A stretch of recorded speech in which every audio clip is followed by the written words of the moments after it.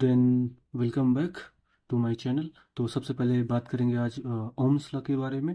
तो Ohm's law basically हमको बताता है relationship between potential difference and electric current. तो वही मैंने डेफिनेशन में भी लिखा है। रिलेशनशिप बताता है हमारा करंट एंड पोटेंशियल डिफरेंस के बीच में। ओके।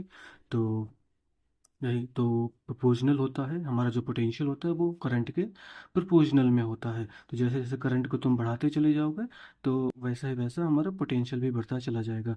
तो अगर हम बात करें यहाँ पर ग्राफ की, तो ये है V potential and this is I. Then मैंने बताया कि प्रोपोर्शनल है, एक डायरेक्टली प्रोपोर्शनल, तो ग्राफ ऐसे बन जाएगा क्योंकि ये डायरेक्टली प्रोपोर्शनल का ग्राफ होता है। तो जैसे जैसे देखो हमारा आई बढ़ाते चले जा रहे हैं, मान लो इस जगह पे आई हमारा 1 एम्पियर और यहाँ पे पोटेंशियल है 1 वोल्ट। तो यहाँ पे मान लो करंट हमारा 2 एम्पियर, यहाँ पे हमारा हो जाएगा 2 वोल्टेज। तो मैंने वही बताया कि जो ओम्स लॉ होता है वो हमारा रिलेशनशिप बताता है पोटेंशियल एंड इलेक्ट्रिक करंट के बीच में। पोटेंशियल जो होता है वो इलेक्ट्रिक करंट के डायरेक्टली प्रोपोर्शनल में होता है। ओके। तो potential directly proportional to current. अब ये प्रोपोर्शनलिटी के हटाएंगे तो कांस्टेंट आ जाएगा, यहाँ पे कांस्टेंट आएगा आर। आर को हम बोलते हैं रेजिस्टेंस। आर को हम बोलते हैं रेजिस्टेंस। तो V equal to I R, यही हमारा फॉर्मूला जो बनता है, यही हमारा ओम्स लॉ होता है। बस इसी फॉर्मूले का नाम ही है ओम्स लॉ। ओम्स लॉ और कुछ नहीं है, बस यही है V equal to I R. जो रेजिस्टेंस है, रेजिस्टेंस की यूनिट जो होती है वो ओम होती है, वो इस ये ओम का सिंबल होता है। ओके। तो अगर हम यहाँ से रेजिस्टेंस निकालें, रेजिस्टेंस की वैल्यू आ जाएगी, आई इधर चला जाएगा तो वी बाई आर आ जाएगा। ये रेजिस्टेंस का फॉर्मूला बन गया। अगर हम 1 ओम रेजिस्टेंस की बात करें तो 1 ओम रेजिस्टेंस क्या हो जाएगा, 1 ओम रेजिस्टेंस हो जाएगा 1 वोल्ट बाई 1 एम्पियर हो जाएगा, है ना। तो यहाँ पे 1 वोल्ट डाल देंगे, यहाँ पे 1 एम्पियर डाल देंगे, तो 1 ओम की वैल्यू आ जाएगी। तो हम जैसे जैसे देखेंगे कि जैसे यहाँ पे हमने क्या किया था, वी प्रोपोर्शनल टू आई था, तो वैसे ही हम क्या मान लेते हैं, पोटेंशियल को कांस्टेंट। मान लो एक्सपेरिमेंट कर रहे हैं तो वहाँ पे हमने पोटेंशियल को कांस्टेंट मान लिया। अगर पोटेंशियल कांस्टेंट हो जाए तो इसको कांस्टेंट है तो V inversely proportional to I हो गया। देखो वी, सॉरी वी ने बोल दिया R. R inversely proportional to I हो गया, तो जो आर है इनवर्सली प्रोपोर्शनल टू आई हो गया। इसका मतलब है जैसे जैसे तुम हम आई को बढ़ाएंगे तो आर हमारा घटता चला जाएगा, या आर को बढ़ाएंगे तो आई हमारा घटता चला जाएगा। मतलब आर को हम बढ़ाते जाएंगे, रेजिस्टेंस को बढ़ाते जाएंगे, तो जो हमारा करंट है वो हमारा कम होता चला जाएगा। बहुत सिंपल है। ओके। और ये वाइस वर्सा भी ट्रू है, मैंने बता दिया, करंट को बढ़ाएंगे रेजिस्टेंस घटेगा, या रेजिस्टेंस को बढ़ाएंगे तो करंट घटेगा। ओके। तो काफ़ी सारे जो हम प्रैक्टिकल करते हैं क्लास 10th में, तो हमको नीड होती है करंट को कम या ज़्यादा करने की। मान लो कोई एक्सपेरिमेंट है, उसमें हमको 2 एम्पियर या 2 एम्पियर करंट की नीड है, या कोई एक्सपेरिमेंट है जिसमें हमको 5 एम्पियर या 10 एम्पियर की नीड है, तो हम ये कैसे मैनेज करेंगे, तो ये तो हम मैनेज करेंगे रेजिस्टेंस की वजह से। तो मैंने जैसे हमको ज़्यादा करंट चाहिए तो हम रेजिस्टेंस को कम करते चले जाएंगे, अगर हमको कम करंट चाहिए तो हम रेजिस्टेंस को ज़्यादा करते चले जाएंगे, बस इतना ही है। तो अब देखो, अब हम रेजिस्टेंस को कैसे कम ज़्यादा करेंगे। तो रेजिस्टेंस को कम ज़्यादा करने के लिए एक इंस्ट्रूमेंट होता है जिसको हम बोलते हैं रियोस्टेट, है ना। इसमें क्या होता है, हम रेजिस्टेंस को कम या ज़्यादा करते हैं।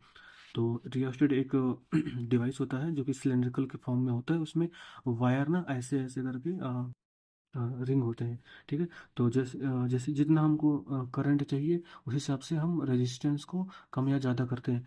तो मान लो तो इधर 1 है, इधर 2 है, इधर 3, इधर 4, इधर 5, इधर 6, इधर 7 है, मान लो। ठीक है। तो वायर के नंबर्स की बात कर रहा हूँ मैं। तो 1 नंबर पे वायर में इस पिन को हम यहाँ पे रखेंगे, तो कम रेजिस्टेंस होगा तो ज़्यादा करंट होगा। अगर यहाँ पे 7 नंबर पे हम रख रहे हैं वायर, इस वाली को वायर को, तो हमारा ज़्यादा रेजिस्टेंस होगा, ज़्यादा रेजिस्टेंस होगा तो कम करंट हो जाएगा, है ना। क्योंकि मैंने बताया कि वाइस वर्सा होते हैं रेजिस्टेंस और करंट जब पोटेंशियल कांस्टेंट होता है। ओके। तो अब हम बात करेंगे कि जो रेजिस्टेंस होता है मेटल का, वो किन किन फैक्टर्स पे डिपेंड करता है। जो हमारा रेजिस्टेंस होता है वो किन किन फैक्टर्स पे डिपेंड करता है। तो मान लो ये हमारे एक मेटल का कंडक्टर है, ये पेन है बेसिकली, बट मान लो ये एक मेटल का कंडक्टर है, वो एक वायर है। ठीक है। तो जो हमारा जो इसका रेजिस्टेंस होगा वो डिपेंड करेगा, इसका जो लेंथ है, इसका जो लेंथ है उस पर डिपेंड करेगा इसका रेजिस्टेंस, और इसके क्रॉस सेक्शन एरिया पे डिपेंड करेगा, जो भी इसका एरिया होगा, है ना।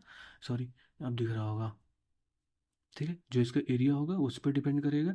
और जो इस जो मटेरियल से मेरा पेन बना हुआ है या जो कंडक्टर बना हुआ है उस पर डिपेंड करेगा हमारा रेजिस्टेंस। तो वही मैंने लिखा है, पहले हमारा लेंथ पे डिपेंड करेगा, दूसरा हमारा एरिया क्रॉस सेक्शन पे डिपेंड करेगा, और तीसरा इस नेचर ऑफ मटेरियल के, है ना। तो उस पर रेजिस्टेंस हमारा डिपेंड करेगा। तो वही मैंने पहला लिखा है कि जो रेजिस्टेंस होता है वो लेंथ के प्रोपोर्शनल होता है, जो रेजिस्टेंस होता है वो क्रॉस सेक्शन एरिया के इन्वर्सली प्रोपोर्शनल होता है। मतलब क्रॉस सेक्शन एरिया बढ़ाते जाओगे तो रेजिस्टेंस घटता चला जाएगा, या क्रॉस सेक्शन एरिया कम करते चले गए तो जाओगे तो रेजिस्टेंस हमारा बढ़ता चला जाएगा। ओके, तो मैंने इन्हीं दोनों को कंबाइन करके ये लिख दिया L/A।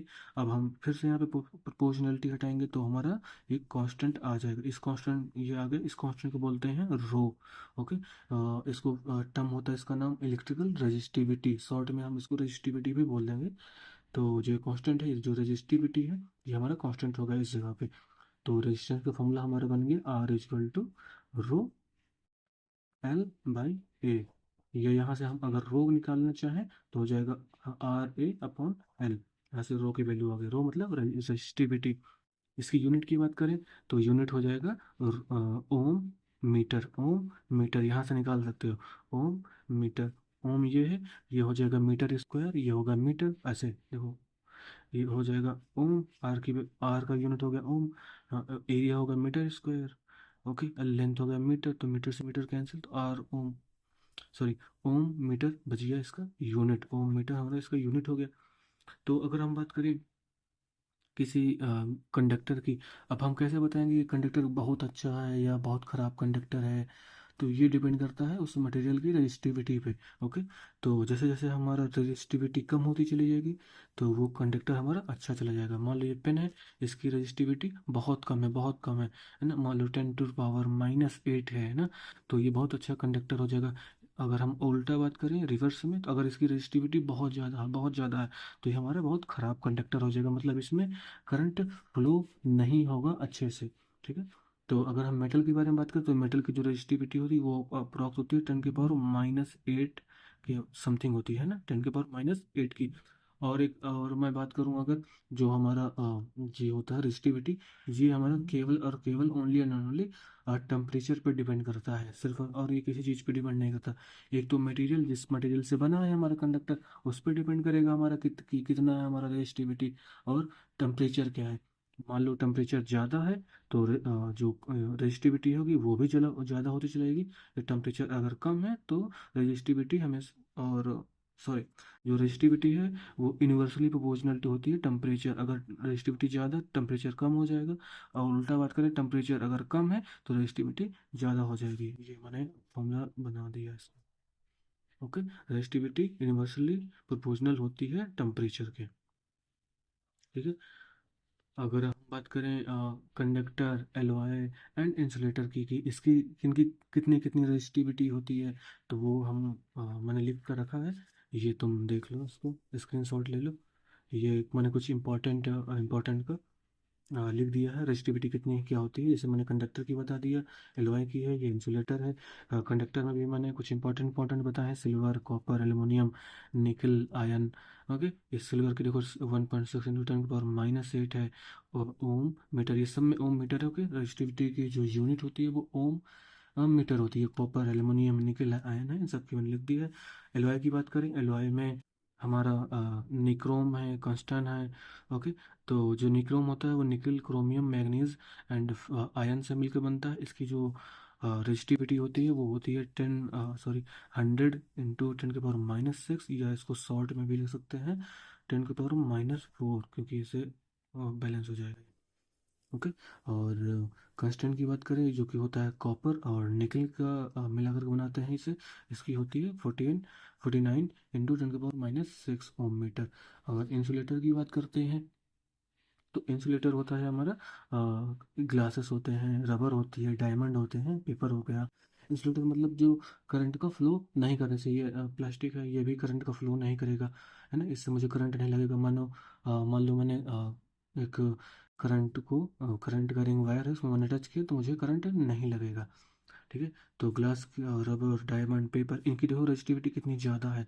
10 के पावर 10, 10 के पावर से 14 के बीच में है। इसकी 10 के पावर 16 के प्रॉक्स है।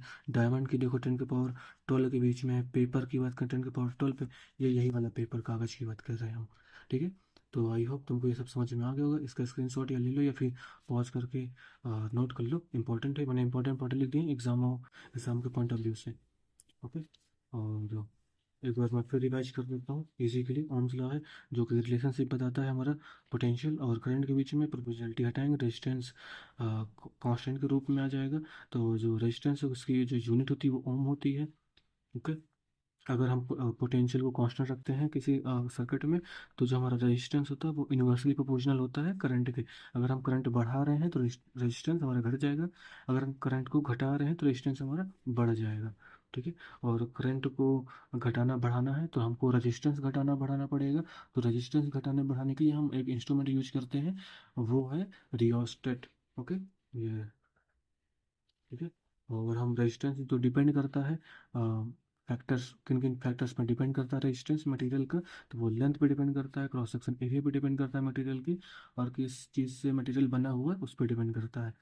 तो लेंथ पे जो डिपेंड करता है वही प्रोपोर्शनलिटी में के थ्रू करता है। एरिया में जो करता है वो इन्वर्सली प्रोपोर्शनल रूप में करता है। तो ये फॉर्मूला बन गया। कांस्टेंट हमारा रेजिस्टिविटी आ गया। जो रेजिस्टिविटी की यूनिट होती है वो ओम मीटर होती है बस। और जो रेजिस्टिविटी होता है वो केवल और केवल टेम्परेचर पर डिपेंड करता है। Okay. Done. Okay bye. I hope तुमको ये लेक्चर समझ में आ गया होगा। कोई डाउट हो तो कमेंट सेक्शन में बताना। और जो जो तुमको लेक्चर चाहिए हो तो मुझे कमेंट में बता देना कि सर मुझे ये लेक्चर चाहिए, और या ये टॉपिक मुझे समझा दीजिए, ऐसा कुछ। Okay then see you bye.